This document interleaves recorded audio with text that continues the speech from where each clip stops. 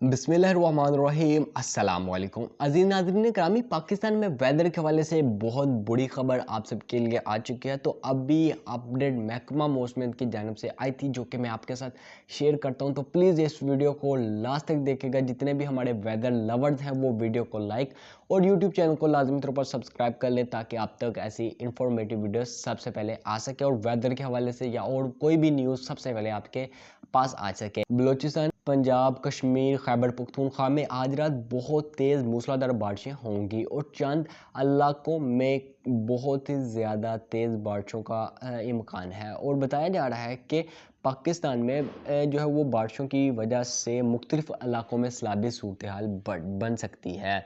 और अभी बताया गया है कि एक जगह पर काफ़ी बारिशों की वजह से जो है वो बहुत ही ज़्यादा सालाबाड़ी भी हुई है, बहुत ज़्यादा फसलें तबाह भी हो गई हैं। बहुत ज़्यादा बुरी खबर।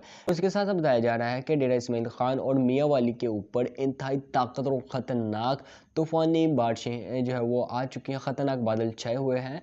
और बताया जा रहा है कि सरगोदा, मियाँ वाली, बर्ड, फैसलाबाद, रजनपुर में भी शदीद मौसमी सूरत हाल ख़राब होने का इम्कान हुआ है। सालाबाड़ी, मूसलाधार बारिशों और गरज चमक तेज़ हवाओं का अलर्ट जारी किया गया है।